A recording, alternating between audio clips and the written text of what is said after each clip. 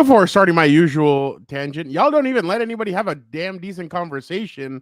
Y'all are over here. What's up? Where are you guys? Yeah, we're back. Obviously, we are a little late, you know. Yeah, we are a little bit late, but we were talking in the background, obviously. But your favorite Compas have another jam-packed episode of Lunes Live. Gilberto and I will give you our takeaways from this past weekend slate of preseason games, which includes Chargers, Rams, and Raiders. Plus, we will go over the performances from all the quarterbacks from the rookie class. We will also have the latest news from in the combat sports world. Obviously, Virgil Ortiz fought over the weekend. Gilbert, was there a little bit of controversy in that? Oscar De La Hoya says there isn't, but we'll get into that. Time permitting, we'll have Vic, the producer, join us to do a little NFL crossfire. And just to let you guys know, as of right now, we'll just start it off now. There will be no Dan and Dago today. He is busy, so unfortunately, no Dan and Dago. So I'm just getting that out of the way. But all right, Gilberto, do you have a question, an engagement question for our viewers and or listeners? I do, but I gotta say, Dan has really become a diva. Like, he thinks he's Roman Reigns, where he just earns 4 months off and then comes back whenever SummerSlam, or for us, the big event is that Carne Asada football preview, which is gonna come soon in a couple of weeks. Maybe he makes an appearance for that, but I guess we're all waiting for Dan Dago because it's on his time whenever he wants to show up to work. But that's it's even hard for What's Up Bolts. Like, it's hard to get. I know you guys aren't doing preseason conversations like Victor and myself have, because that was such a great game between the Rams and the Cowboys. You guys did something after that? I didn't do it until the end. But and I know a lot of people here want to discuss Stetson Bennett, Easton Stick. I don't know why. I get it. They're LA quarterbacks or backup quarterbacks. But to the point here, the engagement question of the week is talked about high-profile quarterbacks, first-round quarterbacks, and I see my Wi-Fi is down. Let me know if I'm okay. I hate it. I hate this crap. But Caleb Williams, Jayden Daniels, JJ McCarthy, Michael Penix Jr., Bo Nix all had debuts, and it's preseason, so we could pump the brakes a little bit. But hey, so far they passed the test. But who was more impressive to you? Let me know in the comments. And what the hell, throw in Stetson Bennett and Easton Stick if you want. I have complaints about all of those quarterbacks, but we'll get into that when we jump at Gilbert's like, what, already? Yes, but we'll get into that. All right, let's go with the intro. Compas on the beat. Let's get it. Let's go. Yeah. So where's Compas? Yeah, we are. There you go. Hey. There you go. Okay, all right. We got proof right there. Some guy that seems like he's asleep. Need you to wake up, Gilbert. There's a lot of energy. Come on, Gilbert. Let's go. Come on. Dan and Dago is at Moe's. I'll show you. I'll show you. I got it right. Okay, that's it. You guys, I am done with mine, but that's couldn't get better than a 2026 6th-round pick swap for a 7th-rounder. So freaking love you, Chad. Hey, dude. Cool, man.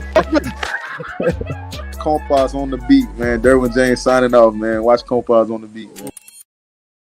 Ooh, welcome to Compas on the Beat. I'm Fernando Ramirez. I cover the Chargers for the Sporting Tribune. With me, as always, my co-host, my tag team partner, Gilbert Manzano. He covers the NFL for Sports Illustrated. What's up, bro? What's up, Fernando? We are in the dog days of the summer. It's a little hot in here, and at least in my room here. But actually, this is a good segue. I don't think I'm trying to stall here, but a good segue. I did see you in Oxnard for Cowboys Rams joint scrimmage, and the weather was so nice there that maybe we should move up to Oxnard, or maybe not. No, I actually was considering it. I mean, every other day we've gone to Rams. What? We've gone to Chargers. What? Saints. What? Raiders. What? Each one of those, it was hot. Very hot. Extremely hot. Cowboys, it was beautiful. Nice, beautiful weather. It was nice. I mean, I put all my sunscreens on. I did everything. I didn't really, I mean, I needed it, but I didn't need it. It was a comfortable, no, you didn't. It was a comfortable, day. So, no, definitely. It's been interesting to see all the different training camps where we've been at. So, but yeah, Gilbert, like you said, it was definitely an interesting practice. It's crazy because just to give you guys a little bit of insight, I know most of you guys probably hate the Cowboys, but at their practice, there's 2 fields. There's people over in houses, like in their balconies, just watching practice. And then you have Jerry Jones on a tower looking down at both fields with like a camera crew. And then the funniest part is after practice, the players just walk off and you're like, you can go grab anybody. And it's like, oh, wow. Like, I was watching Ezekiel Elliott try and take off his pads. He said he was kind of hot. Well, I'm it's a like, little well, weird. yeah. You sound a little strange watching Zeke take off his pads, but okay. Well, yeah, because I wanted to see what he was gonna say. He was like taking off his pads or whatever, and he's like, it's really hot, and I'm like, dude, you're wearing sweatpants and a sweatshirt like underneath your pads. Obviously, it's gonna be hot. Yeah, what'd you expect? Exactly. Saw Jerry Jones and Sean McVay speaking. Was there a little bit of a hey? They shook hands.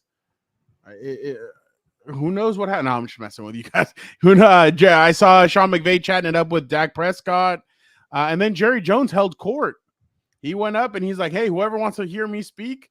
And then I was right there in that scramble when he said, "I'm not in any hurry to get CeeDee Lamb's contract going." So definitely interesting, to say the least. Now I know why the Cowboys reporters probably drink a bunch of coffee and they have so much energy, is because they know that at any moment Jerry Jones can bust like a. Okay, never mind. Just continue if you want. No, I was gonna talk about a former WWE. I will not go with VKM. So yeah, just you go ahead, Gilbert. Yeah, and going to Oxnard was actually. I hate the drive.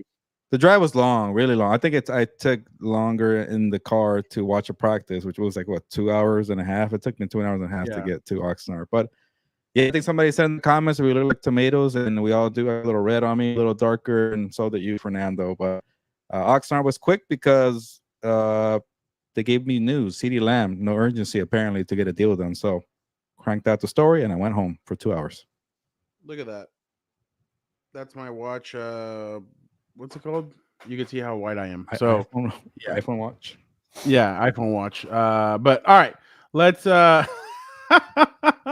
let me real quick. Robert, how you doing, man? Are we there yet? We are here. What's up, Angel? How are you doing? Jorge, hello, sir. First of all, Jorge, I'm here every day. I'm doing my job, and the other guy can't be found. I'm just saying. He put no Dan. This is bullshit. Where's Dan? I'm telling you, you guys believe in this, high profile guy who's such a saint. He just doesn't come to work. Senor Vivant, you speak Spanish too? He does. Are you a man of many trades? Well, think about it. He lives in Canada where people speak multiple languages, not like us here. We're all lazy. Shut up. People speak here multiple languages. I speak 3 languages. What's your third one? French. I'm learning it right now. Okay. All right. Here. Oh, hey. All right. You want to challenge me? Look at that. Duolingo. Look at everything that I've done. Bang. Look at. There's more. There's more, but I've done a lot. I'm on section 2. So I've done a lot in Duolingo. So yeah. Bonjour. I was trying to hit up our guys who were out there, Emmanuel Morgan, Tyler Dragon. Neither one of them tried to learn the language before they left. So yeah, they were not so yeah. Jorge's not happy that there's no Dan. Yeah, Farmer Stan, un poquito amigos. Oh, that's pretty cool. That's yeah, that's awesome. Jorge says Dan is a high profile guy for a reason. Speaking of which, he does have his first scrimmage on Friday, so it's gonna be exciting to be out there. So if you guys follow me on Instagram, the posts are coming back every Friday. So make sure you guys tune in. Hey, they better go on the feed with how hard he's working over there and not paying attention to us. Whatever, yeah, we'll see 10-0, whatever they have, how many games they have. We'll see about all that. All right, Gilbert. Let's go a little bit into Jeff. Oh yeah, no, for sure. Jeff Miller, the kind of guy to speak Spanish with the Compas. Jeff tries. Hey, what did he say? He told me recently he found out what bocadillos are. No, I can't remember what it is. I'll look at my text, but he said it was a delicious like Mexican sandwich, and I was like, oh, and kind of went through it. But all right, let's get into Vic, you should screenshot this. That's a great image. Let's go into rookie quarterbacks. Yeah, let's go into the rookie quarterbacks and talk a little bit about them. Obviously, there's multiple rookie quarterbacks that made their debuts over the weekend. I mean, to be honest, there's a lot of quarterbacks out there that are going into new situations. Caleb Williams. We've all seen Caleb Williams on Hard Knocks. I don't know if you guys have watched Hard Knocks yet. It is, I'll agree with Mike Florio. It is kind of it did take a little bit of a drop because obviously the because the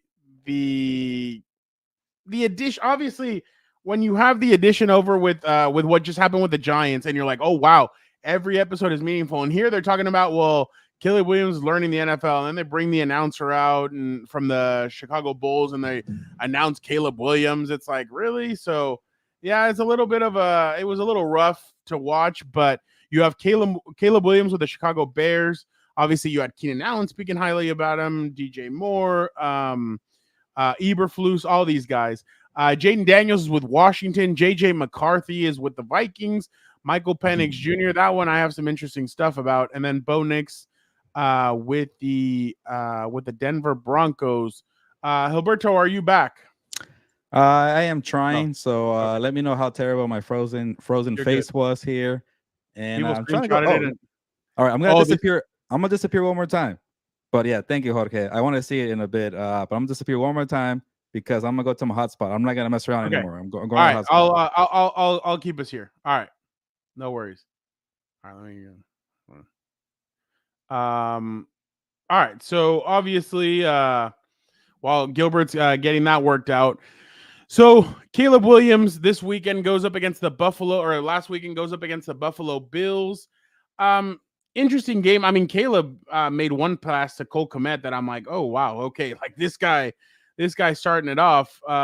He started off with some juice, so they're able to get 2 field goals out of it. Caleb ends up going 4 for 7, 95 yards. With some of these quarterbacks, you really don't need to see much. Like what they see from practice, they see in practice. So with Caleb, it's going to be about learning how to manage the expectations, which obviously he's a quarterback at USC. He won a national championship. So Gilbert, go ahead. Yeah, well, first of all, I got to read some of these comments here where Fernando's saying. Take a screenshot of that. Fernando passing out because, yeah, I saw Victor producer send a nice screenshot of me frozen in the Compas text message, and I'll reenact it right now. Like that, or I don't know. But yeah, well, Fernando comes back to life here. I'll shout out to Jesse. Good to see you. I was frozen. I did make maybe a similar face to that. And Jorge, I'm glad it was lovely here for you while Fernando's dying in the background. We're having a rough start here, but hey, it's preseason for the Compas as well. And yeah, Fernando, hopefully you're okay. You're kind of getting me a little worried here. But bad Wi-Fi and coughing going on, and he's still struggling right here. So let's hope and prayer, T's and P's to Fernando that he's doing well. I'm sure you can hear this laughing and also coughing at the same time. Hopefully it's content gold here. I'm not even going to try to talk about Caleb Williams, Jayden Daniels, JJ McCarthy, Michael Penix Jr., Bo Nix. Let's see Fernando and how long it takes him to recover. Hey, you're okay? Yeah, no, I'm fine. Sorry. I got a little word for you, because I just see like. Yeah, no. I just I was coughing a little bit, but I was crying. Just obviously the Caleb Williams game, I thought that pass was impressive. The one where he's leaning towards his right, he ends up throwing it to Cole Kmet. I did see something that was interesting. Obviously, it was only a small sample size, so I wouldn't judge this. But I do want to see him I want to see him stay in the pocket. Yes, I appreciate it, Jorge. I want to see what Caleb's going to look like in the pocket. I know he can scramble. I saw it at USC, but at USC, a lot of the protection would break down and he'd go off to his sides. So I'm thinking when he has to play a pass rush, let's just say, I don't know, like the Rams or the Chargers. Well, he doesn't play the Chargers, but like the Rams, that's one of the ones that I can think of right now. It's going to be difficult. Like he's going to have to stay in the pocket and let it rip. He can't be moving around because those edge rushers are pretty good. Yeah, and again, there goes Fernando. And I'm not sure, Fernando, if you already made a promo, but if you're here to hear a Chargers discussion or Rams discussion, we will get to the LA team soon. We're trying to get to the. Okay, well, yeah, stay and hang tight, but let's get to the rookie quarterbacks. And yeah, Nick, we're going to talk Chargers right now. That was actually my thoughts on Caleb Williams. Fernando is, yeah, he's showing everything that made him the #1 pick, where you could extend plays, you could go away from the pocket. You could maybe have some awkward, throws, but you find angles, you sidearm it. But when you're trying to beat Patrick Mahomes and Aaron Rodgers too soon, you might get in trouble. And we saw when things went south at USC, he forced a lot of balls, a lot of turnovers occurred. So if I'm Matt Eberflus, you're probably thinking like, I want him to tone it down, but you don't want to kill the kid's confidence. He's feeling it. It's okay to feel it in the preseason, but hopefully in the regular season, you find that balance where like it's okay to throw the ball away. It's okay to maybe, sometimes obviously you don't want to take a sack, but sometimes a sack is better than a turnover or whatever. You want to get or stay in field goal range, whatever the situation it is. You want to see that with Caleb Williams. And then the other part too, like I know I'm not trying to be negative. They were all impressive, but they were all in the preseason as well. But with Jayden Daniels, you love that he had that bomb to Brown, number 8, I think it was, for a 42-yard gain. But then you're hearing that Dan Quinn said, "Oh yeah, it was an audible. He did not have permission to have a checkout like that." And it's like, hey, you're too confident, kid. Like maybe you do that again in the regular season, and you get killed with a killer interception. But I just want to mention it's kind of that fine line where you don't want to kill their confidence either. But that's what makes them great. Jayden Daniels can extend plays, and so can Caleb Williams. Yeah, no, I completely agree with everything that you just said. When we're talking about, let's just go right next to Drake May. Obviously didn't play, so we're not gonna. Yeah, he barely played. Yeah. So let me say real quick on that on Drake May, Fernando. I don't like that JJ McCarthy is not playing because you have freaking Justin Jefferson, Jordan Addison, and you have TJ Hockenson. What the hell does Drake May have? They're different situations. So I do like the Jerron Mayo, who's a rookie head coach with the kind of a rookie OC, and Alex Van Pelt, who's never called plays. Situations are different, and I'm okay with being patient with Drake May. With the Vikings, I don't know why you're putting the training wheels on JJ McCarthy and you're going with Sam Darnold, but we could get into that too. Yeah, exactly. When it comes to the one I didn't watch was Jayden Daniels. That one I still haven't watched. He only had 4 plays, but that 42-yard pass was a beautiful throw down the field. The only thing, it's funny that Dan Quinn said he went Top Gun, he went rogue. There wasn't supposed to be a checkout for him. He just said, F it, I'm going to do it. Hey, he has good eyes. He saw what the defense was doing and said, you know what? Bombs away right here. He showed what he did at LSU, being accurate down the field. And he had a 3-yard rushing touchdown to end that drive. And that was about it. But so far, he came as advertised. But like, hey, you're still a rookie. Don't be trying to do audible so early. Going back to the Caleb Williams, I mean, if you look at it, he has playmakers all over that team. DeAndre Swift, Keenan Allen, DJ Moore, Rome Odunze, you have Gerald Everett, you have Cole Kmet. So, I mean, they put him in an incredible position. I think he's better served there than what Justin Herbert was when he came into the Chargers and had Mike Williams and Keenan Allen and Austin Eckler. But this guy he had Hunter Henry, but like this guy has bodies, abundant bodies. So I'm definitely impressed with that. And just real quick, we'll go. Yeah, Gilbert, why don't you answer this? Alberto, yeah. Who do you think is the most impressive rookie quarterback, and who was the least impressive? I appreciate the question, Jorge. It's tough to say least impressive, but I'll go with most impressive, and maybe it's a surprise because I've been crapping on the Vikings, but I like JJ McCarthy, and only because he had a longer kind of sample size. Caleb Williams got pulled maybe after a second series, and Jayden Daniels only had 4 plays. But JJ McCarthy had that one bad interception to Jack Jones, and then he just kind of settled down after that. Maybe sometimes a mistake will tell you, hey, he's up there. Don't be rushing throws. Don't do things like that in front of a veteran player like Jack Jones. But after that, he was showing, good movement in the pocket with his feet, going up and down the pocket and then throwing down the field. I think Justin Jefferson left that deep pass near the left sideline for a touchdown right there. Strong arm, accurate, quick thinking. He's able to see the field well. So the one thing it's really annoying for me to see with JJ McCarthy, people keep saying because he's the youngest quarterback in the draft, or like he's 21, he didn't play 6 years like Michael Penix or Bo Nix. He's not ready. You got to sit him. Forget that. He was a number 11 pick in the draft for a reason. And you have Justin Jefferson, you have Hockenson, you have Kevin O'Connell, who's an experienced play caller. Like, I get it. People keep trying to make Sam Darnold a thing. We've seen the story. It's up and down. Maybe you get 8 wins, maybe you get 9 wins, but I'd rather get 5 wins with the rookie quarterback, and maybe you see, like with Justin Herbert, you knew right away the guy had it his rookie year. He had some ups and downs, one rookie of the year. How exciting was it to go into the second year knowing that you have a guy as a franchise quarterback? You don't want that with Sam Darnold. You want that with JJ McCarthy. Maybe to answer the question on the least impressive, again, it's tough to find one, but just to be a little picky, I like Bo Nix's confidence. He read the defense pretty well. But he rushed too many throws where it's kind of going over people's heads. Accuracy was a little off, but I like the confidence. I like the awareness, reading the defense. But so far, same thing with Bo Nix. I'd rather have Bo Nix than Jarrett Stidham. You know what? I'm going to tell you what I think is going on with Sam Darnold is people are thinking maybe 1 year under Shanahan did what it did for Baker Mayfield a couple years ago with Tampa Bay, where he goes with. I know he was only with Sean McVay for like 2 months, maybe or maybe a month, but he went in there, he learned, then he comes over and he's with Canales and with the Tampa Bay Buccaneers. And he ends up taking off. So maybe they're thinking, hey, maybe the Vikings are thinking with Sam Darnold, he goes over to Kyle Shanahan's system. He learned, and now he's coming back into it, and he's ready to go and maybe ready to attack it. The only thing I'm thinking, and I agree with you, is that I feel like him matched up with Justin Jefferson, Jordan Addison, those tight ends, and the whole offense. I feel like it's suited for JJ McCarthy to be able to take over and do some things. Is he going to have struggles? Yes. But what you don't want, and again, if you're going to start JJ McCarthy week 1, you cannot bench him. He can only come out if he gets hurt. You can't bench him no matter what. That kills the confidence of a rookie quarterback.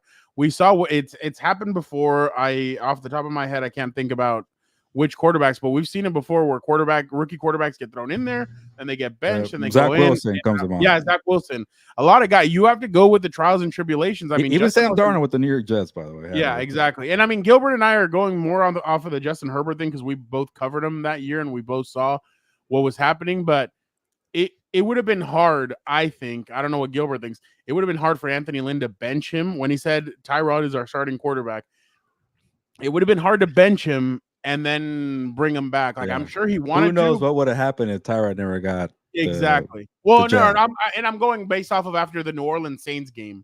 Yeah, he was still saying it was. Yeah, when he was ready, he came back. Yeah. There's no way you could have gone back to him. So that's what I'm going off of. But yeah, I think you kind of have to see what JJ McCarthy does. And hey, guess what? He got his bad read out of the way. He threw that pick. Yeah. And it kind of got out of his system, and then he started slinging it down the field, and you saw Justin Jefferson. And honestly, guys, the players are going to be the ones that tell you. Joey Bosa told me, like, watch out for 10. 10's really good. And it's like, really? Yeah, watch out for him. And boom, look what ends up happening. The guy had a comeback drive against Alabama in the semifinal title game. Let's not do the training wheels method for him. I get it for Drake May, who has nothing around him. We could play wide receivers for the Patriots. Brandon Ayuk didn't want to go to New England. I get, I get that, but 32 million, and he said no. I know. Don't get me started on Brandon Ayuk. What the hell do you want? You want to win or you want money? Because you got the money from the Patriots, and now you want to win. You can't have both, man. Whatever. What do you want to eat? I don't know. What do you want? What do you want? I don't know. Jesus, Brandon Ayuk. But Michael Penix, I do have an issue with. Go ahead. He does the Tim Tebow where he starts down here, his motion. And then he comes up. Phillip Rivers would do the same thing. Phillip Rivers would start down here, then go with the sidearm in a sense. I know Phillip was able to kind of work through it, but Penix is going to need to learn. I would like, since he's in Atlanta, I'd like to see him with Michael Vick. I think when he went to the Eagles, Vick learned how to get that thing out quickly with the flick of the wrist. I remember at the beginning, Michael Vick would bring it all the way from down here and throw it. But when he was with Philly, and Andy Reid, he knew how to flick it. So I'd really like to see him over with. I'd like to see him over in maybe learn after this season and everything. But I'm telling you, I think he's in a good position there. I know that they just lost Rondell Moore. Yeah, you got it. So I'm interested to see how they're going to be able to rebound from that. And I know everybody was giving them crap when Rondell Moore went down. Oh, you could have had Roma Dunze.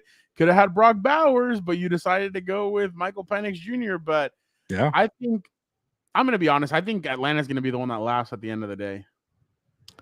With their quarterback being the best, or just being the better team in 2024? No, I think with their like them selecting that quarterback and him being the quarterback of the future. Hey. After this year, you could tell Kirk Cousins to kick rocks. It worked for Jordan. It worked for Jordan Love.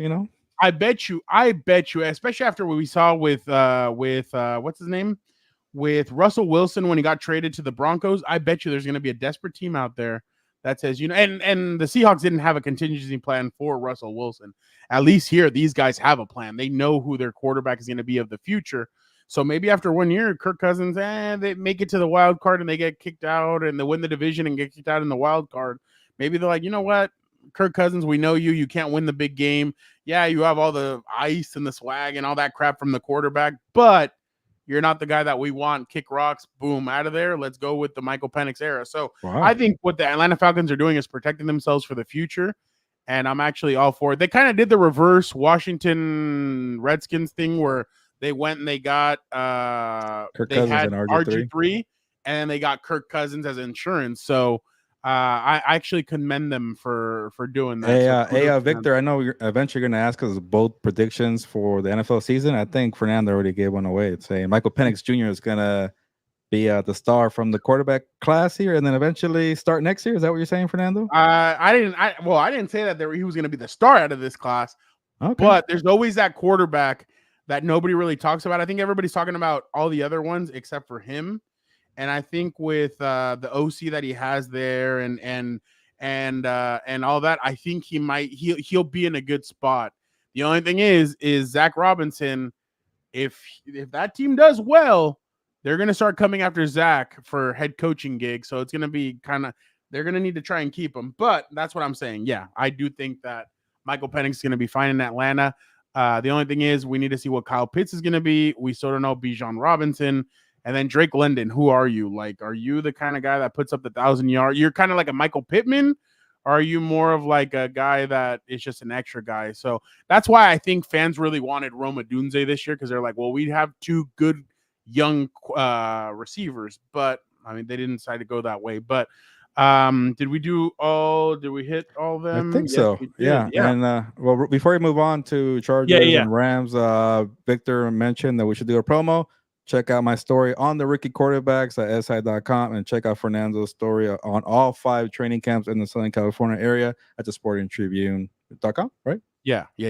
Fans were not happy that I said that. The most exciting, like they were like, which one was the best training camp? And I'm like, well, I don't like, how the hell are you going to say which one's the best one? Yeah. The most entertaining one was the Cowboys by far. Yeah. And Jim Harbaugh's entertaining, but how can you like, how can you not be I can't beat the weather. Talk to the outlandish owner. You get some news from the owner. You could just talk to all the players when they walk off. You get to record the entire practice or scrimmage. You get a joint scrimmage at the same time. So I can see why you chose the Cowboys. Yeah, and fans are very vocal. You remember that Rams fan that was there and he's like, whose house? Oh, and some guy goes, shut the Yeah. He just started laughing. That was pretty funny. Yeah. So, and then one of my buddies who's a Cowboys fan, he's like, he texted me, he's like, you bastard. He's like, you had to just put in there. This is the Cowboys fans always saying this is our year. I'm like, it is. You guys do like that's your guy. Like that's your at least that Rams fan can talk about the Super Bowl ring in 2021, even though he was outnumbered. Caleb Williams nails or no can play foot. Senor Vimon, can you write that one again? Just because I didn't understand that middle part, or no, not can play football. Maybe he means like it's play on words, like he can nail playing football because he paints his nails, or he can't play football. Okay, that's actually that. Okay, Senor Vimon, Gilbert got you. That was nails in other ways. And yeah. No, I feel you. Nailed or get nailed. Yeah. All right. Let's go over now to a little LA football. The Chargers. By the way, Jorge broke it down better than all of us did right now. He broke it down. He had offense, defense, quarterback, everything. Good job. He couldn't wait for Chargers talk. Look at that. He's been excited. He's excited. Yeah, look at that. You didn't miss much. Braden Hummus is not it. I would agree with that one. The only QB that showed up was Luis Perez. You know, it's funny, Jorge, speaking of that, Luis Perez and I know each other from Chula Vista. So, we were chatting after the game, and good kid, 100%. AJ, so, okay, I'm just going to go off of what I wrote. Okay. So, if you're Jim Harbaugh and Greg Roman, there's no way you can think to yourself, this is our backup quarterback. And I'm sorry. And Easton's a nice guy. Like, he looked really frustrated after the game. You could tell. We only lasted 2 minutes with him speaking. Like, that was all. Like, you could just tell he wasn't happy. Rightfully so. But ever since he took over for Justin, it hasn't looked pretty in practice. It hasn't looked pretty in the scrimmages. It hasn't looked pretty in the preseason game. There has not been one positive thing that you could say of Easton being in the game. Now, I don't know if Greg Roman's trying to protect Easton because he told us that it's the same offense like if Justin was in there, which I can't believe that's true because that's not Easton's game. Easton's moving around the pocket, kind of like Caleb, moving around, trying to find a space and then taking off running. But it took you with 5:41 left in the game in the first half to get your first down of the game. That shouldn't be happening. And I wrote about it. I'm like, the problem is that everybody went off of those last 4 games last year. And I don't know how you can go based off of those 4 games. They scored 1 measly touchdown. Take away the Raiders game. The Raiders had already blown them out. And then that's when Easton scored his touchdowns. They had 1 touchdown in the last 3 games. I wrote about this. Cameron Dicker hit 12 field goals in those games. And the games look close. Yes. But the Bills couldn't have taken them seriously. They probably thought, oh, the Chargers will keel over and die. And no, they decided to come out. They played hard for Gift Smith. Credit to them. They took it to the Bills, but there was going to be no competition at the end of the day. They were going to win that game. Then you go over to the Broncos game. That was a terrible game. Easton couldn't really do anything in that game. And then you finally end with the Chiefs game. That was a 13-12 game. So, again, I mentioned in my article, the Cleveland Browns have 4 quarterbacks right now on their roster that the Chargers could easily go get one of those guys. Will they? Who knows? Ryan Tannehill's still out there. Hell, PJ Walker was out there for the Seahawks. He's a guy that they should consider going out and getting. But Easton Stick is just not the backup. And why do I say this? Because you're going to ask if Justin doesn't play, and I think he's going to be out there for the Raider game, but I'm just saying, if he has to miss time at any point, and he's not in there, can you ask Easton Stick to go? Are you guys confident of Easton Stick going in there and saying, oh yeah, I can win this game? No, that's the thing. Easton can't win a game. Like if the Chargers threw out, if it was Easton versus AOC, for the first time in my life, I'd probably choose AOC over another starting quarterback in the NFL. No offense, but because I think it's going to be AOC, bro. Like even regardless of what happened, I think that's who they're dead set on. But and here we go with the Kaepernick stuff. Kaepernick hasn't played in like 10 years. I think Nick is trolling you. His knees are shot. Ryan Tannehill. How about Ryan literally Tannehill? And figuratively. But Nick Foles, he just retired. I don't know if he has anything left. I think he used that magic up that one season with the Eagles. But they need to go find a backup. If they have to go eat some W's with Jameis Winston, do something like that. Jorge, stop. As Philip Rivers. God, Nick. Hey, no, I know you're just naming names of people who are better than Easton Stick. Yeah. Hell, then have Jim Harbaugh be player and quarterback or head coach and quarterback. At that point, the dude has cleats on, he has gloves on. But I'm just saying they need to go out and get a backup quarterback that could actually do something. And I feel like Easton's not in. Again, Easton's a good 3rd quarterback to have, that extra guy. But it's just, oh my God, the clipboard Jesus, Charlie Whitehurst. But the Chargers do need to go find themselves a backup quarterback, because even Harbaugh after the game said, yeah, our offense was not good. Like everywhere else, we had good areas. Defense played well. Special teams did well. I feel like Gill kind of gave them a little bit of a juice. But the offense just looked pedestrian. The defense looks, Jesse Minter, and you wrote about him. Jesse Minter looks like he's going to scheme up some fun stuff. And remember, that was just a vanilla preseason game. Like, can you imagine what he's really going to do when the going gets going? So, but yeah, the offense is just, it looks pedestrian. Yeah, it's a little wild that a month ago we're thinking, okay, what's the defense gonna do to keep up with Justin Herbert on the offense? And Herbert goes down, and then Minter's having these exciting schemes or plays out there for the defense. So it's definitely a flip there, Fernando. Just to kind of throw out another name, Trey Lance didn't look great against the Rams in the preseason game, but he's a 3rd quarterback behind Cooper Rush. Maybe you flip a 6th round or a 7th round pick for Trey Lance to be the backup for Herbert. He'll be better than Easton Stick. I'm just thinking of more guys who are 3rd on the depth chart who could maybe flip for a 7th round pick or something like that. But it's actually another North Dakota State guy, right? Maybe those guys aren't that good from North Dakota State. Shout out to the Bisons there. But to me, that I always go back to, Fernando, he's in year 5, 6. Why does he keep coming back to the Chargers? He has probably the record of most inactive games, and he always finds a way on the roster. I don't think he's ever been waived before. Like, I just don't get what they see in Easton Stick. He went from one GM to another GM from how many coaching staff, Lynn to Staley to Harbaugh. Like for some reason he keeps surviving. I don't know what he has on people, but I should probably tone it down because he's a nice guy. And by the way, one of the times I was at Chargers training camp in El Segundo, he went from the one side of the end where the fans were all the way to the other side of where the fans were and just signed autographs. He's a very nice guy. He just can't cut it for the backup life. We've seen enough of Easton Stick here, and hopefully for Chargers fans, Justin Herbert is ready to go. But you're always one hit away from having the backup play. And like we saw last year, the second Easton Stick comes into the field, the season's over. Especially if Herbert's out for a long period. So they need to come up with another way to find. I don't get why they didn't draft a quarterback when you have a new GM. Or a new head coach, or find some kind of better plan, because this is one of the worst plans that you could have for a star quarterback going into the season. I think I ranked the backup quarterbacks earlier this season, and I love when you do that. I had Easton Stick number 30, so it's not good.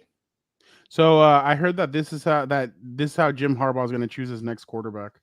Backup quarterback to join our team. Oh, there's only one spot open right now, so we're gonna have tryouts.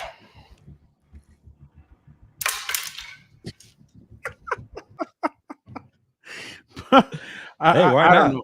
I don't know what they're gonna do, but somebody said Dan Fouts. He was calling the game over the weekend, so why not? Yeah. Oh my God, you guys are really just like scraping the bottom of the barrel. I saw Drew Brees right now too. Yeah, I don't know. What's Dan Humphries doing now? One too. No, that's what I was talking. That's what I wrote about. Is he with the? Where's he at now? Ravens Browns. Still? Browns. No, he's with the Browns. So the Browns have him, Jameis Winston, Deshaun Watson, and Dorian Thompson Robinson. You could get one. One of those guys has to be. PJ Walker would definitely be better. And that's what I thought. That's what I thought the Chargers were gonna do, or that's what I thought the Browns did when they signed Tyler Huntley. I thought, they're gonna try and get somebody to jump up and try and grab one of these guys and trade a draft pick for him. Well, so that's a good choice by you, because Tyler Huntley came from the Ravens system, and as you know, Chargers. Yeah, no. I think he'd be solid as a solid backup for them. And who knows, the way Jim Harbaugh kind of does things, maybe he has a package for him. But I mean, why would you want to have Herbert off the field? But in the past, but just in case he's something happens, just have a good plan. I don't get why teams never have a good backup plan. It worked out for the Bengals when they had Brownie. That's one of the last things they think about, and it's like, no, you have to have a good backup. I don't get it. I really don't. I mean, the Rams have Jimmy Garoppolo, and I mean, you could say whatever you want about Jimmy, and I know Devontae Adams wanted to kill Jimmy Garoppolo and everything, but at least that's a plan. He's a decent number 2, at least. Yeah, that's a decent number. He's a real number 2. Yeah, that's what you need, a real number 2. Suspended for 2 games, but he'll eventually. Yeah, well, yeah. Like, and I remember Phillip loved Kellen Clemens, and the backup quarterback's always kind of been the best friend of the quarterback. And when Kellen Clemens got let go, when Anthony Lynn came in, I remember some person wasn't too happy about that, but because he brought in Geno Smith and he brought in other guys. So definitely some interesting stuff there. Gilbert, the Rams, Stetson Bennett, Jesus almighty, 4 interceptions, but he scores a game-winning touchdown. Just how drunk. So he played the whole game? Yeah, he played the entire game, and he just kept throwing interception after interception. By the way, Casey Bauman got released today by the Chargers. Oh, really? Oh, yeah, okay. Number 16. Yeah, so he's gone. The tall guy, right? Yeah. So I think Luis Perez kind of lapped him. Okay. Yeah. Right. I think Luis Perez is going for Max Duggan next, because that guy has not been good in practice. Maybe Luis Perez wins the game this year. Who knows? But hopefully it doesn't get to that point. But I would let him. I'd throw him out there this next game against the Rams and just be like, all right, let's see. Pull what Sean McVay did. Let Luis play the whole game and let's see what it looks like. Did Easton play the entire game? I forgot. No, he got pulled. Easton played the first half. Yeah, and then he went, and then he threw a pass where he threw it up to Hayden Hurst, and the safety just comes in and nails him in the knee and flips him, and it was picked off by what's his name? by Kobe Bryant. It was interesting to hear the name Kobe Bryant in LA. Kobe Bryant picked him up, picked him off, and then he almost picked him off again later in the next drive. I was like, Jesus, he almost had two. Yeah, and real quick before we move on, somebody mentioned Joe Alt in the comments. He had a decent game, but that one rep against Uchenna Wusa was a little bit of an issue there. But it's preseason. That offense made Mike Macdonald's scheme with the Seahawks look very dominant. So, but let's move on from that game. I can't wait till you see Joe Alt in person. Like, not in person. Like, I mean, when you're interviewing him, like your arm kind of hurts trying to get the microphone all the way up there, or the phone. But yeah. But positivity. Joe Alt had a decent game besides the one rep against Chenna. But Stetson Bennett did not have a decent day, but then he had that game-winning touchdown. That was such a weird. I don't think I've ever seen that before. Where somebody is like so down on himself, he's beating himself up. 4 interceptions. It's just a terrible game. You want to go home. And credit to the guy, he kept fighting and he got the game-winning touchdown. Saw some pressure, went to his left, threw a dart, and won the game with 4 seconds ago. But on the Rams front, they also have some issues with their backup situation, not as severe as the Chargers, but can you really have Stetson Bennett be your number 2 quarterback for 2 games without Jimmy G, who's suspended? Like, if you're a Rams fan, you're probably thinking, like, okay, Stafford, stay healthy. You do not want to see Stetson Bennett in a regular season game because if this guy's throwing 4 interceptions against second stringers, third stringers, or whatever, it could be a long day. But again, 2 games is not a long stretch. And for the Rams, hopefully Stafford's healthy the entire season, 17 games. But that's why you make an exception for Jimmy G being suspended 2 games, because you can't find backups of that caliber. And we're not trying to praise Jimmy G here, but it's just you can't find guys who are just capable of running an offense and being decent at number 2. Like for real, Fernando, there's probably maybe 14 guys in the NFL playing quarterback that you really like. Like, that's how hard it is to find a franchise quarterback in the NFL. So trying to get a backup is very difficult to get that for NFL teams. But that's why the Rams made an exception for Jimmy G. Hey, you're suspended. We don't care. We need a backup because it's not going to be Stetson Bennett. But on the positive front, Bennett did have that, kind of fighter mentality to get that game-winning touchdown. When you really look at the whole sample size, it wasn't very good. If it was that's what I want. Okay, let's do this on Saturday. Easton Stick versus Stetson Bennett. Let's see who comes out victorious out of that. What do you think, Gilbert? Who's your money on? Sorry, one more time. Stetson Bennett versus Easton Stick. That's actually a good question. Man. Oh, you have to think about it. Oh my God. Yeah, no, they need to. Well, one wouldn't move the chains, and then the other one will throw interceptions. So I don't know. I think I'd rather get Easton Stick because at least he won't have killer turnovers. Turn the ball over. But at least he'll throw a couple of touchdowns. I feel like Stick is like averaging 2 yards per passing attempt and then 8 points per game. I don't know. Angel, some of the rookies didn't play because they were dealing with some injury, or sorry, they were going through something. I'm not allowed to speak on anybody's injuries, so I will not. I'm not a doctor or a qualified medical person, but that's why some of these guys didn't play. I didn't really watch the Rams. I wanted to listen to Tom Brady. How do you do? I didn't hear either. I had no idea he was still on the broadcast, so because I had to watch on the local channel. So maybe the national broadcast had Tom Brady, and I was stuck with Mina Kimes and Siciliano, by the way, and Andrew Woodward. So locally, you did not get Tom Brady, unless that's what I think happened there. Yeah. So, I mean, yeah, I would have been disappointed if I was you too, because I mean, I didn't see much about Brady, to be honest. Maybe he was just there to practice, or let us know in the comments if he actually did have a live broadcast. Yeah, no, maybe it was just practice. Maybe it was just practice, but yeah, you know what's funny? I mean, I'll be at Chargers and Raiders that first game, but I definitely want to hear how Tom Brady sounds in Browns and Browns and Cowboys. That's the one. Yeah.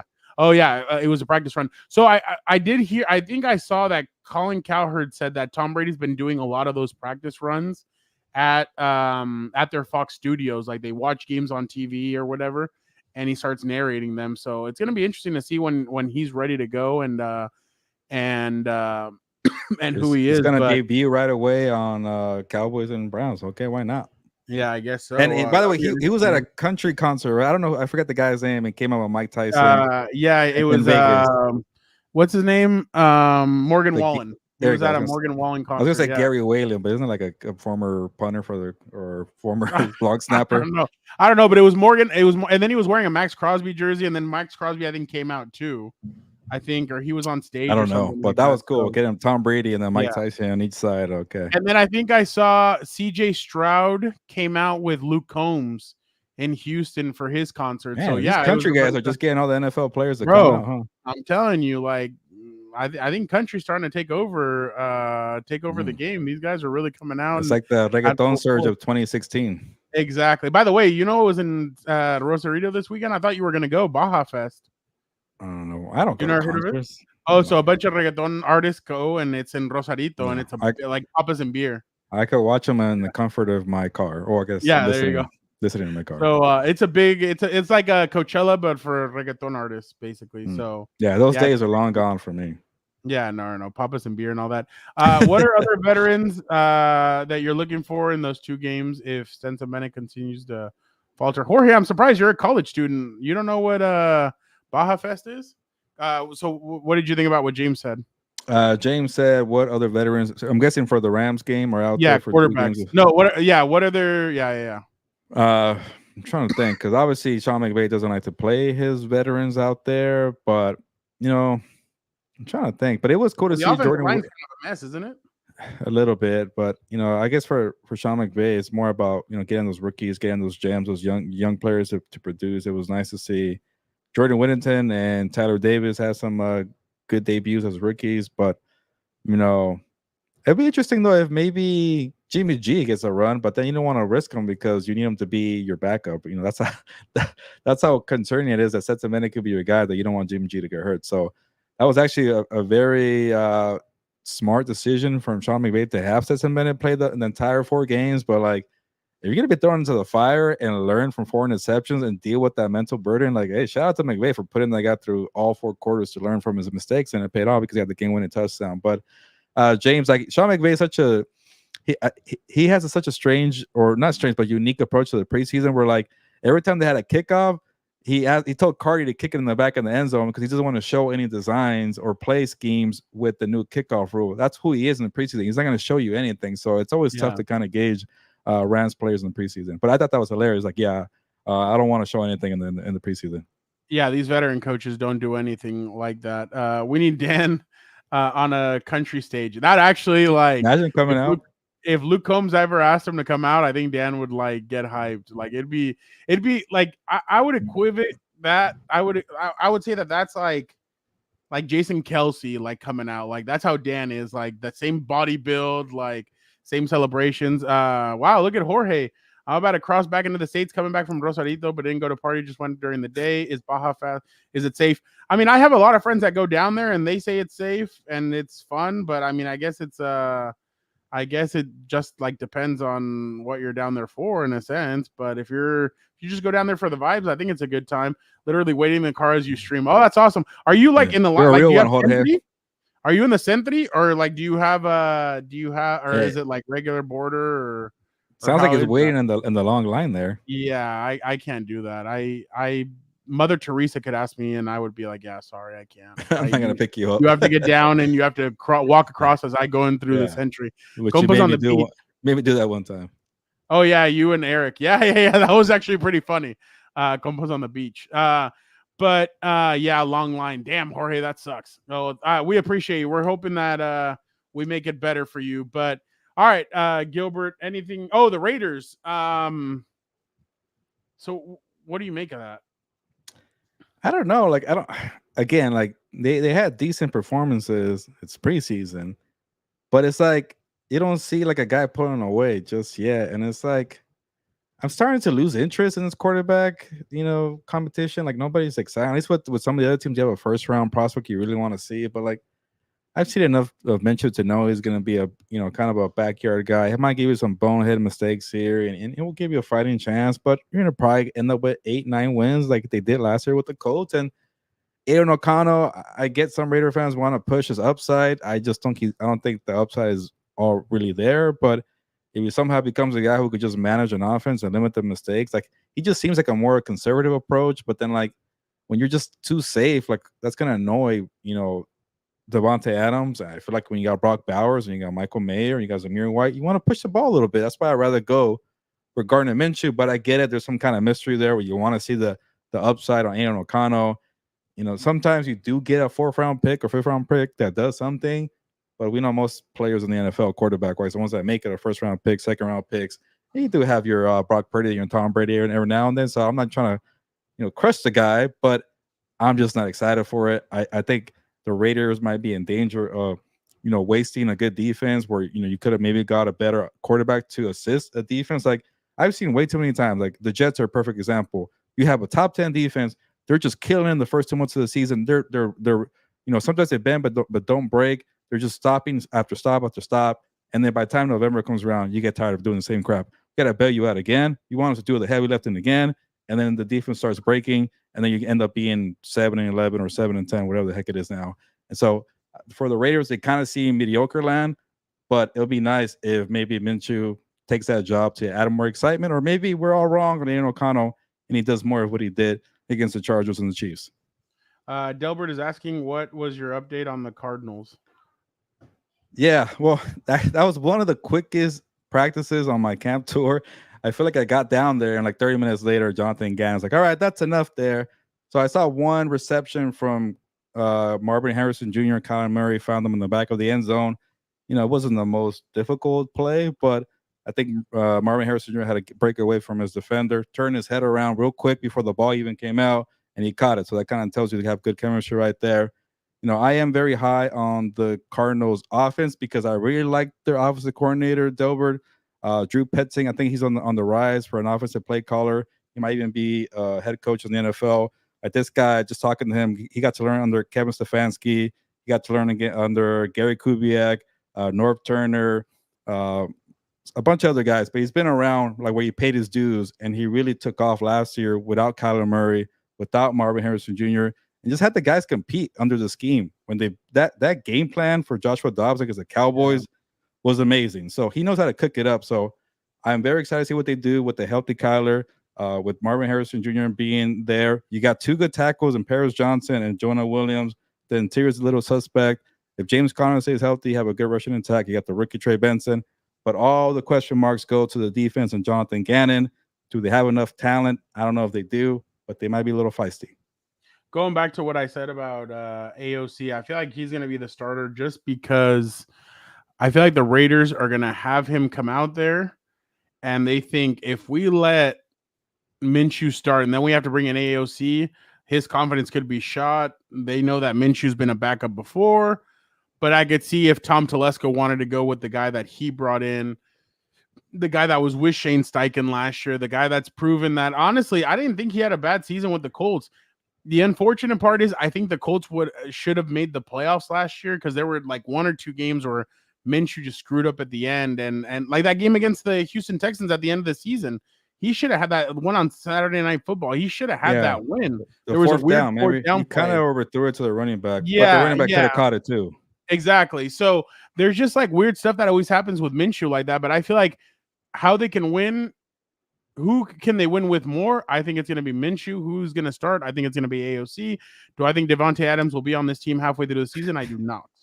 I'm serious. There's no way you can expect me to believe that Devontae Adams, with all the crap that with all the stuff that's happened, with what you saw on the Netflix thing, with what he says about what he wants this team to be, there's no way you can tell me like at 32 years old, he's going to want to continue doing this and be with Minshew or AOC. There's no way. Like there's a part of me that thinks that he's going to want to be gone. And don't worry, Chargers fans, they're not going to trade him to the Chiefs. So you don't have to worry about him. There could be a reason why, how Tyreek Hill redid his deal in 2022, Tyreek and Devontae both signed. Tyreek was quick to say to redo mine.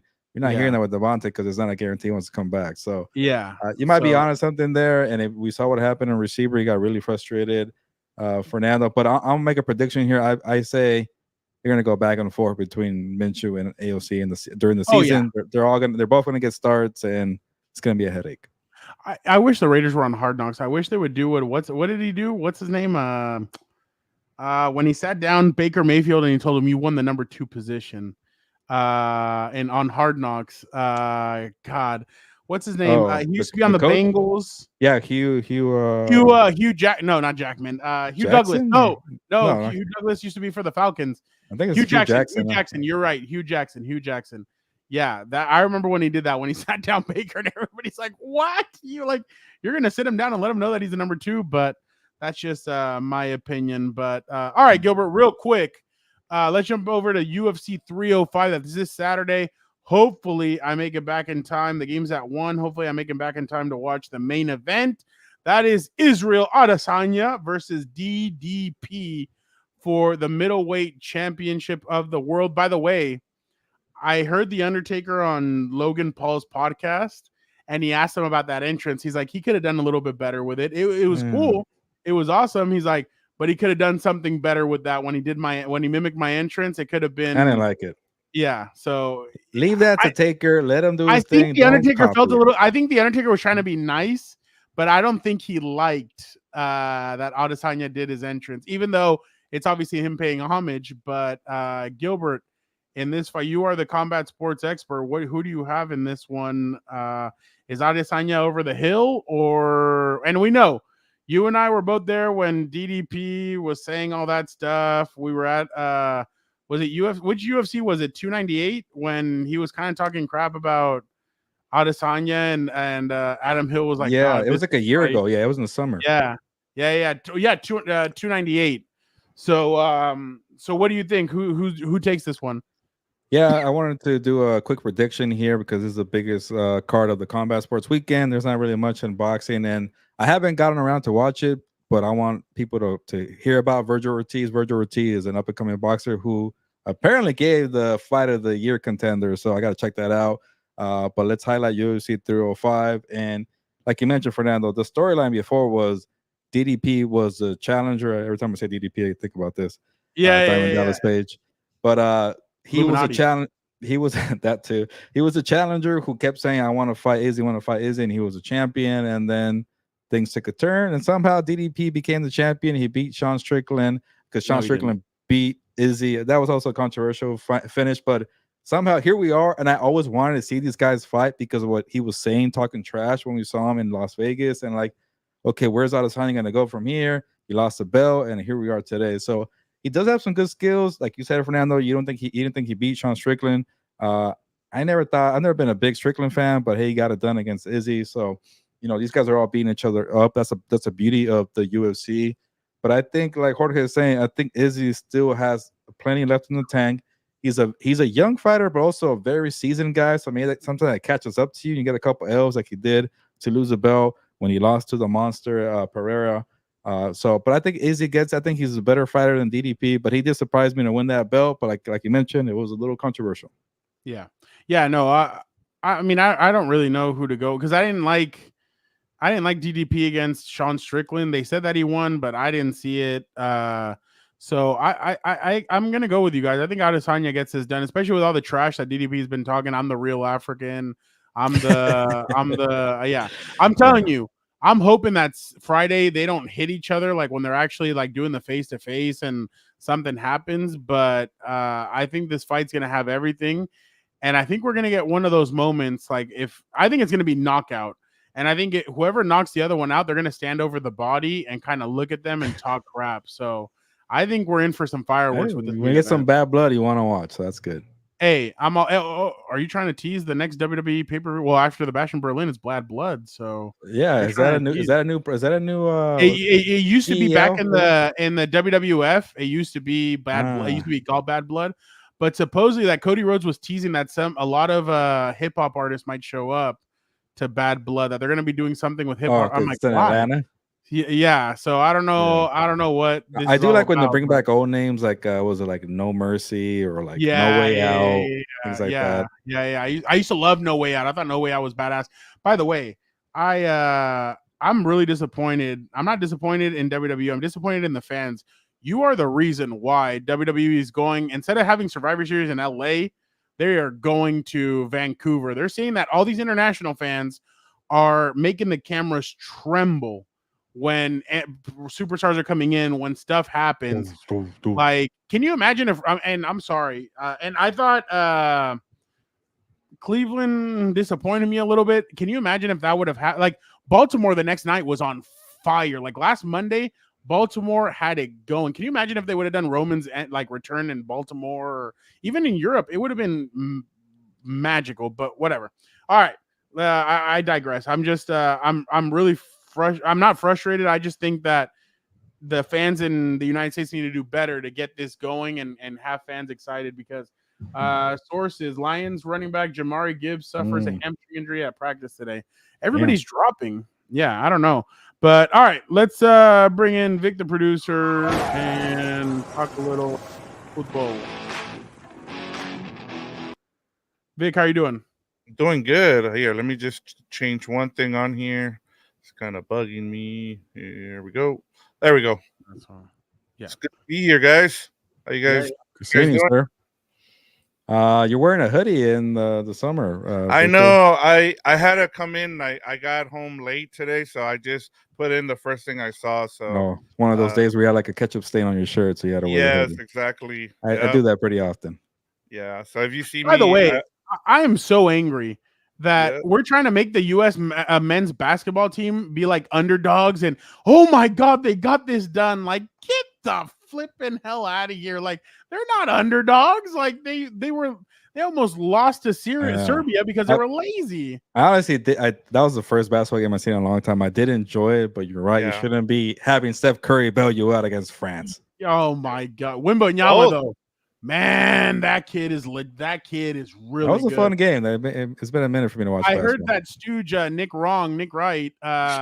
He said that if he was the Spurs, he would trade all of his young guys to the Lakers and the Warriors to get Steph Curry and LeBron with Wembanyama. And I'm actually like, damn, that actually would be fun to see, like all three of them. Then you have CP2 there as well, so it'd be fun to see. He's still playing. Jeez. Yeah.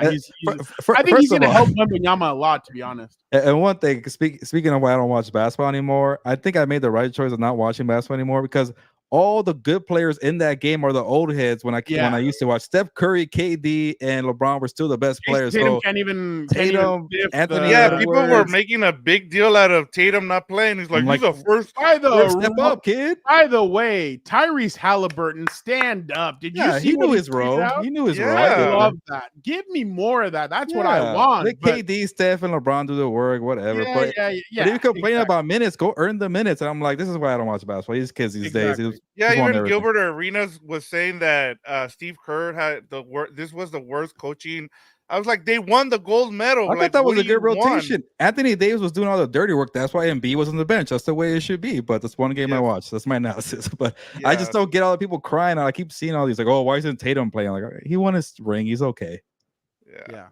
But I will have to split at 55. So So Sounds Vic, if, I'm ready for this. I'm excited. All right, let's get started with you then. I want to, you guys, you talked about it. You guys were at Cowboys and Rams joint practice on Thursday where Jerry Jones said there was no urgency to come to terms on an extension with CD Lamb, while the 49ers and Brandon Ayuk situation took a turn last week after Ayuk said no to a trade to the Patriots. So which of these two receiver contract dramas is the bigger mess, and will that affect their team during the season? So I'm going to go with Brandon Ayuk. Why? Because they are a Super Bowl contender. We all know what the Cowboys are. I'm sorry, but the Cowboys are not a Super Bowl contender. They're probably a playoff contender. They're not even I would pencil them into a playoff spot, but that eraser could come out really quickly. I think Brandon Ayuk, you are really in a way you kind of messed yourself up because you got offered $32 million from the Patriots. You said, no, I'm good. Thank you. Allegedly. And then the only team that you're willing to go for and is willing to trade for you are the Steelers. But then what are you going there for? Like, you don't know. Justin Fields looked bad on Justin Fields did not look good on Saturday, or Friday, whatever the hell that game was. And then Danger Russ. I mean, do you really want to play with Russell Wilson? You have Brock Purdy that you know who you're playing with. Unless you think Brock Purdy is not the guy, then come out and say it. Say, I do not want to play with Brock Purdy anymore. I want to go somewhere else and find something else. There's no team that's going to want trade for you and then give you the bag that you're looking for. You are, and I would never tell anybody what they're worth or whatever, but he should be looking around for like Jalen Waddle style money, like right around that arena. Like you're not in the Justin Jefferson, CeeDee Lamb, or any of that conversation.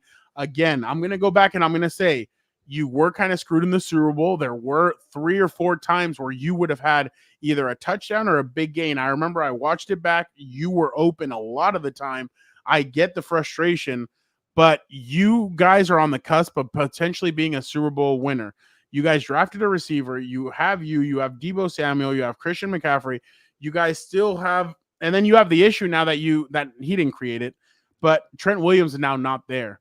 If you don't have Trent Williams and you don't have him, like you're basically like now you're fighting with the Rams and the Cardinals and even the Seahawks. The Cardinals and the Seahawks are a little bit a tier below, but still without Trent Williams and without the Ayuk, it's a terrible situation.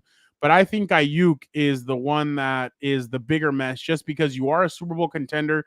You were a couple of missed throws away or misplays away from beating the Kansas City Chiefs. That's the second time you've almost beat them. Now you're kind of at that point where coming back, you might have a strong enough team to be able to go chase that. But Ayuk is obviously the cog that's kind of stopping them. And San Francisco wants a receiver back. They're not going to get a receiver of the caliber of Tyreek Hill. By the way, people saying that Ryan Williams was at Raiders camp the other day, who's his agent, to try and do a trade between Devontae Adams and Brandon Ayuk. I'm like, dude, people are just reaching at this. But my bad. But yeah, that's Brandon Ayuk is my choice. Before I go to you, Gilbert, I just want to ask you, Fernando, is Ayuk more of a system guy here that's why he's good, or is he an actual legit receiver that should command top tier wide receiver money? Well, I would never want to put him in a box because we don't know. But the thing is, if I was him, you're not going to find a more receiver unless you're going to Sean McVay's system. You're not finding a more receiver friendly offense than the San Francisco 49ers. I mean, we've all heard what happened with Arthur Smith over in Atlanta when he was the head coach.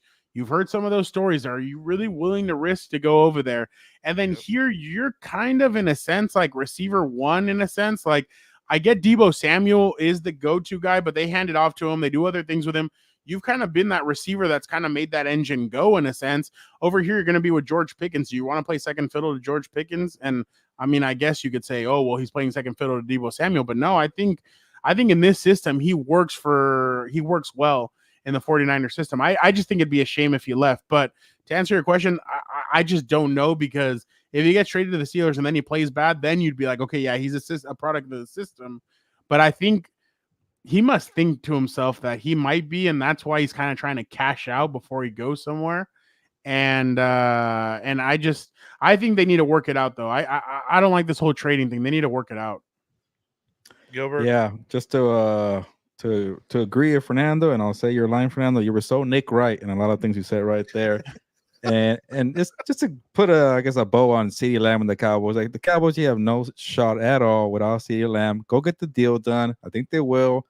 We can move on from that. Maybe it won't happen in September, whatever. Oh, and he scrapped everything from his Instagram and Twitter about him being the Cowboys receiver. Yeah, Then they'll demand the trade, and then eventually they'll get a deal. We know the whole playbook. Yeah, first get them off your social media, and then you make a couple of tweets about it, like subliminal, whatever, and then yeah, and crap like that. Anyways, I'm tired of that. But to answer your question that you just asked, Fernando, Victor, I think Ayuk is a really good wide receiver who's a top 5 route runner, but not top 5 wide receiver.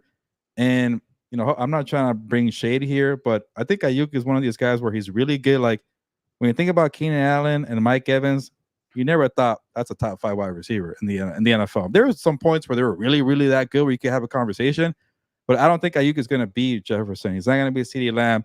He's not going to be Tyreek Hill, Devontae Adams. So he's like going to be like a top 10 guy, and he's trying to get paid like a top 5 guy. And he probably sees where the quarterback market is. Okay, well, I'm next in line, so you got to pay me like that. No, there's a reason why Jalen Waddle had to take a little pay cut. Well, not really a pay cut, but not be $30 million. Devontae Smith, even Amon-Ra St. Brown to an extent had to take a little bit because you're not Jefferson. The bar was set. You're Justin Jefferson, and he's trying to get as close to that. And then like you're turning down a contract from the Patriots because the money is good, but you're not going to go to a winning franchise. What the hell do you want, man? Like, Are the 49ers giving you peanuts for like that's why you don't want to sign there? Because Fernando, you nailed it there with the Steelers. You don't even have one good quarterback. I don't know what's gonna happen with Russell Wilson. I don't know what's gonna happen with Justin Fields. The offensive line was pretty bad. It was preseason. I get it. And also, like, when was the last time the Steelers were a Super Bowl contender? Like, they've been playoff contenders, but you've never actually looked at them and say they have a chance to win it because they don't have good offenses. They have good defenses. You have a good coach, but you've been in mediocre land where you find yourself in the wild card every now and then. Like, yeah, you could maybe win there, but you're not going to win a Super Bowl. That's with the 49ers. And if you can't meet the number, then just tell the 49ers, promise me that you're not going to franchise tag me. I will ball out for you guys. Maybe win the Super Bowl this year. But that way, I hit the open market and I could break the bank and maybe be a Super Bowl champion at the same time. You can have everything you want. The only thing you have to wait a little longer. And also, the 49ers are screwing themselves over by letting Ayuk just pick where he wants to go. You're not a free agent, my guy. You're not also Justin Jefferson. And then you're the 49ers saying, well, we want Amari Cooper back. We want a good wide receiver. Now you're limiting the pool of options here. So I don't know why you're giving all the power to Brandon Ayuk. When I just saw the New York Jets, the New York Jets are going to get credit for me, not the 49ers. You tell Hassan Reddick, you better show up to camp. You're not gonna get a trade like because everybody wants to demand a trade because nowadays all you got to do is tell the agent to leak it to Adam Schefter and Ian Rappaport. I want to trade. The Jets said, refreshing, hey, we're not going to trade or come to camp. Why can't the 49ers do it with Brandon Ayuk? I don't get what they're doing. They're botching the whole thing to me. Yeah, and I think both teams are at fault here, but I'm talking about when I say both teams, I'm saying the 49ers and Ayuk here because you could have done this before the draft and you could have got yourself some draft picks. Now you're waiting till now, and now you're forcing your hand with his trade demands, and it just looks bad, in terms of, if you've seen the videos from training camp, he's just in a hoodie, he's walking around, he's holding in, and then you're still trying to deal with the whole Trent Williams situation as well, when Trent Williams is your number one guy. Without him, you go nowhere. We know that offensive line outside of Trent Williams is pretty bad. And so I just think that they need to nip this in the bud sooner rather than later. We know what's going to happen with CeeDee Lamb eventually. He's going to get paid. Part of the reason that he's holding out too is because he's still in a rookie contract, and he's not going to get fined because that's under the CBA new rules. You can get back those fines, but if he was a veteran, he would have to do that. So I mean, like you guys. And Jerry said he doesn't want him out there just in case if he doesn't get hurt. But how many guys haven't we seen that skip out training camp? They come back and then it takes them a while to kind of get going. So they're playing a dangerous game. Yep. Fernando, last thing before you go here, just want to say on today's show, you guys talked about backup quarterbacks with the Rams and the Chargers. So losing your starting quarterback during the season isn't ideal. Last season, we saw 66 quarterbacks start a game, which was a NFL record. So I went and I looked at the 12 teams who have the best odds of winning the Super Bowl this season. Chiefs, Bills, Bengals, Lions, 49ers, Eagles, Jets, Cowboys, Ravens, Dolphins, Packers, and Texans. So I'm going to give you their backups real quick. Got Carson Wentz, Mitchell Trubisky, Jake Browning, Hendon Hooker, Joshua Dobbs, Kenny Pickett, Tyrod Taylor, Cooper Rush, Josh Johnson, Mike White, Sean Clifford, and Davis Mills. If one of those teams loses their starting quarterback for any time period, who's in the best position and who's in the best position and who's in the worst position? Best position, I would go Carson Wentz. You still have Andy Reid. You have the mind of Andy Reid. You can't be that far removed from the guy that maybe Carson Wentz goes here and he kind of revitalizes himself and maybe he gets jump started. But I think with Andy Reid, anything's possible there. So I would go Carson Wentz. The worst, I might go. Probably I don't even know who Sean Clifford is. I don't know who that is. So I'm going to go Sean Clifford. Wasn't he from UCLA? Let's see. He was at the Nittany Lions. Oh, that's where I remember him from. Yeah, he might have been number 31 on my backup quarterback rankings. Oh, by the way, yeah, that's where I got this question from. Make sure you go and check out Gilbert's backup ranking. Yeah, so I think I might go with him just because, I mean, I don't know who he is. Naturally, you'd want to go Mitchell Trubisky just because we've seen it, but I'm gonna go Carson Wentz, and I'm gonna go with as the one that could probably win. I'll go with Sean Clifford as for the Packers as the worst position. Who's Josh Johnson quarterbacking for? The Ravens. The Ravens. Yeah, no. This guy's been like on 20 teams already. That's another guy that the Chargers could try and trade for. He was with Jim Harbaugh at USD. Yeah, at least with Sean Clifford, you've never seen him, so maybe it's a mystery. We're like, hey, there's no tape on the guy. With John Johnson, you've seen him on 30 teams, a couple XFL teams, a couple UFL teams, a couple whatever else.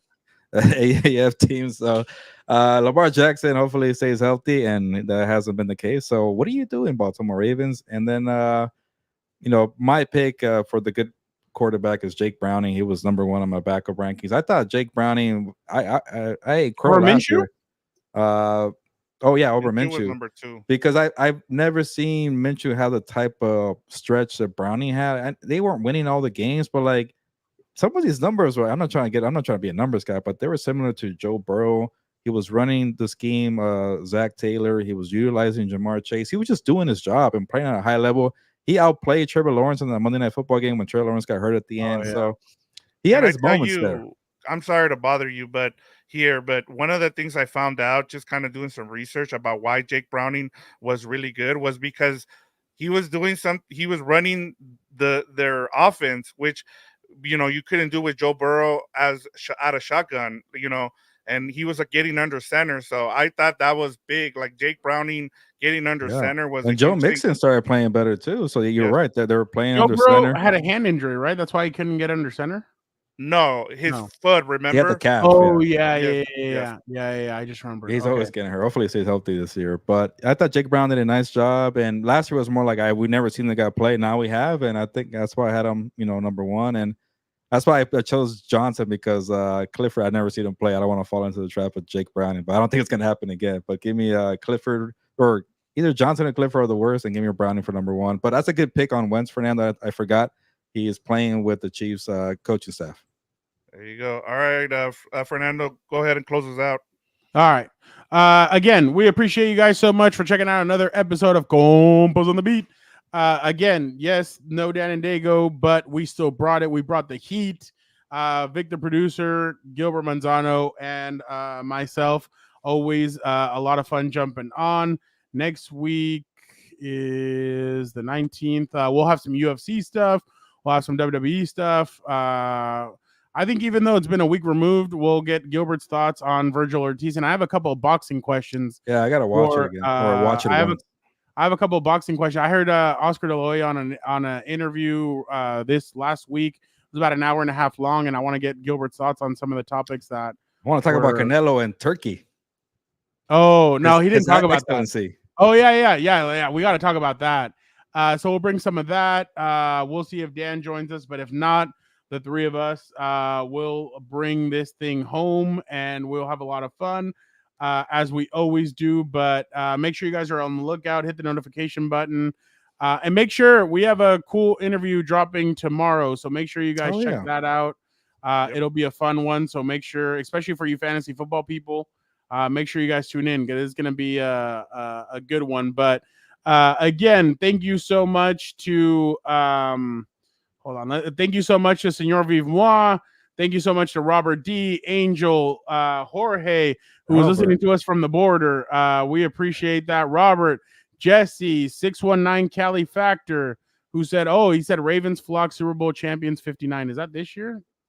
Yeah, 59. Oh, wow. Nick, thank you so much. All you guys, thank you so much for jumping on and making this episode a lot of fun, a lot of comments, a lot of fun. Albert, Delbert, all you guys, thank you guys so much.